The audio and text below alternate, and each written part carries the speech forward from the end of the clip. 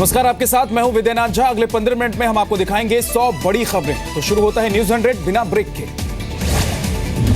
तमिलनाडु की मुख्यमंत्री जयललिता की हालत अभी भी गंभीर। कल शाम पड़ा था दिल का दौरा। चेन्नई में एआईएडीएमके ने बुलाई अहम बैठक। चेन्नई में एआईएडीएमके विधायकों की आपात बैठक खत्म। जयललिता की नाजुक हालत देखते हुए विधायकों ने ओ पनीरसेल्वम के समर्थन में किए हस्ताक्षर। जयललिता की सेहत को लेकर असमंजस की स्थिति पहले आई निधन की खबर, लेकिन अस्पताल ने बताया अफवाह। कहा लाइफ सपोर्ट सिस्टम पर है जयललिता।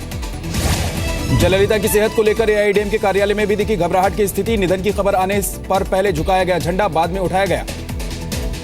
जयललिता के इलाज के लिए एम्स के 4 डॉक्टर्स पहुंचे हुए चेन्नई। 73 दिन पहले हुई थी बुखार और डिहाइड्रेशन की शिकायत, तभी से अस्पताल में भर्ती है जयललिता। जयललिता की तबीयत को लेकर अस्पताल के बाहर जमा हुए हजारों समर्थक। कई ने खाना पीना भी छोड़ दिया, कुछ का रो रो कर बुरा हाल। भीड़ को देखते हुए अस्पताल और चेन्नई में बढ़ाई गई सुरक्षा। पूरे तमिलनाडु में पैरामिलिट्री फोर्स तैनात। चेन्नई में रैपिड एक्शन फोर्स भी लगाई गई।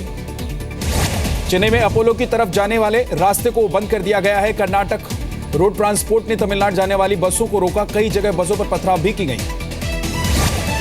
संसद में पीएम मोदी ने राजनाथ, जेटली और वेंकैया समेत वरिष्ठ मंत्रियों के साथ की बात। जयललिता के स्वास्थ्य पर की चर्चा। वेंकैया नायडू चेन्नई पहुंचे। गृहमंत्री राजनाथ सिंह ने की तमिलनाडु के राज्यपाल से बात। राज्यपाल ने दिया भरोसा, राज्य में लॉ एंड ऑर्डर की कोई दिक्कत नहीं। जयललिता की सेहत को लेकर शुरू हुआ दुआओं का दौर। राष्ट्रपति प्रणब मुखर्जी भी जयललिता के जल्द स्वस्थ होने की कामना करते हुए नजर आए। जयललिता की सलामती के लिए राहुल गांधी, अखिलेश यादव, नीतीश कुमार और देवेंद्र फडणवीस समेत कई नेताओं ने किया प्रार्थना। ट्वीट कर सलामती की दुआएं मांगी। राज्यसभा सांसद डॉक्टर सुभाष चंद्रा ने भी जयललिता की सेहत में सुधार के लिए मांगी दुआएं। ट्विटर पर लिखा, तमिलनाडु को है अम्मा की जरूरत, भगवान जल्द नवाजे सेहत। उज्जैन के महाकाल मंदिर में जयललिता की सलामती के लिए पूजा अर्चना, महामृत्युंजय जाप के साथ किया गया हवन। देश भर में जया समर्थक कर रहे हैं अम्मा की सेहत के लिए दुआ। दिल्ली में, मुंबई में और तमिलनाडु में लोग जयललिता के लिए जल्द से ठीक होने की दुआएं मांग रहे हैं।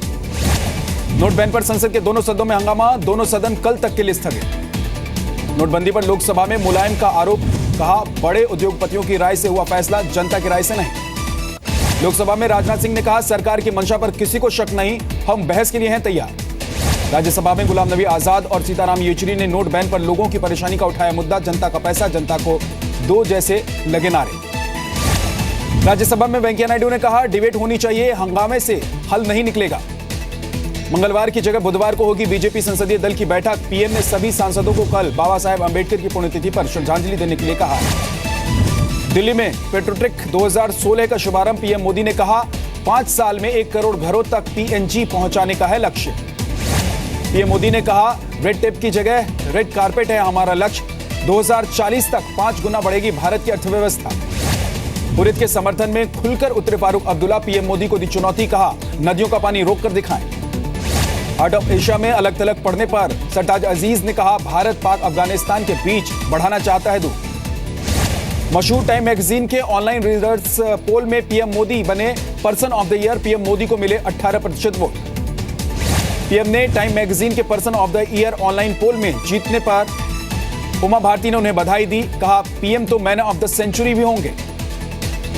ऑनलाइन रीडर्स पोल में ओबामा, ट्रंप और जूलियन असांजे को मिले 7% वोट। 7 दिसंबर को टाइम के संपादक पर्सन्स ऑफ द ईयर का ऐलान करेंगे।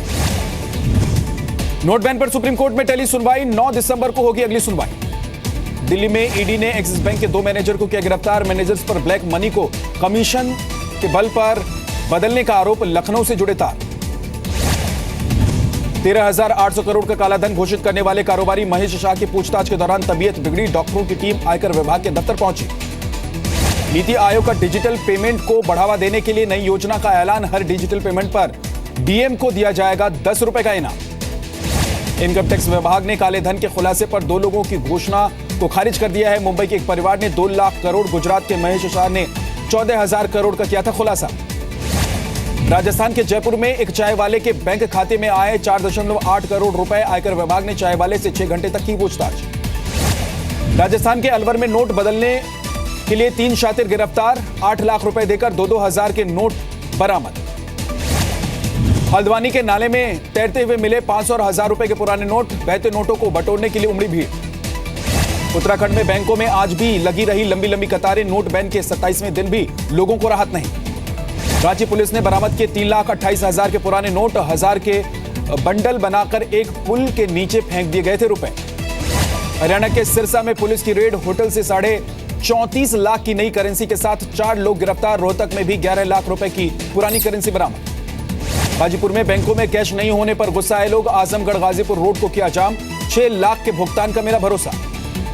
यूपी चुनाव के लिए हाईटेक प्रचार में जुटी बीजेपी, एलईडी वैन से कैंपेन की शुरुआत।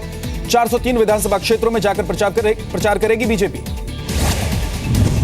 उत्तर भारत में कोहरे का कहर, रेल की रफ्तार पर लगा ब्रेक, विजिबिलिटी कम होने की वजह से करीब 74 ट्रेनें हुई लेट, 3 ट्रेनें रद्द। भारत रत्न बिस्मिल्लाह खान की शहनाई घर से हुई चोरी, 2 साल पहले भी हुई थी शहनाई की चोरी। यूपी के शामली में बेकाबू ट्रक खाई में गिरा, ड्राइवर और उसके सहयोगी की मौत, दोनों राजस्थान के रहने वाले थे। कानपुर में बर्ड फेस्टिवल 2016 का आगाज, कानपुर जू में इस बार 57 प्रजातियों के 1426 विदेशी पक्षी पहुंचे। यूपी के अमरोहा में शिकारियों के फंदे में फंसा तेंदुआ, डर कर भागे शिकारी, वनकर्मियों ने तेंदुओं को पकड़ा। यूपी के फर्रुखाबाद में स्कूली छात्र आलू बिनने को मजबूर, 2 जून की रोटी के लिए कोल्ड स्टोरेज में कर रहे हैं मजदूरी। नोएडा में एक बिल्डर के खिलाफ लोगों का प्रदर्शन, मूलभूत सुविधाएं नहीं देने पर जमकर की नारेबाजी। यूपी के लखीमपुर खीरी में गायों से भरा ट्रक पलट गया, हादसे में 36 गायों की मौत हो गई, 2 दर्जन से ज्यादा गाय घायल।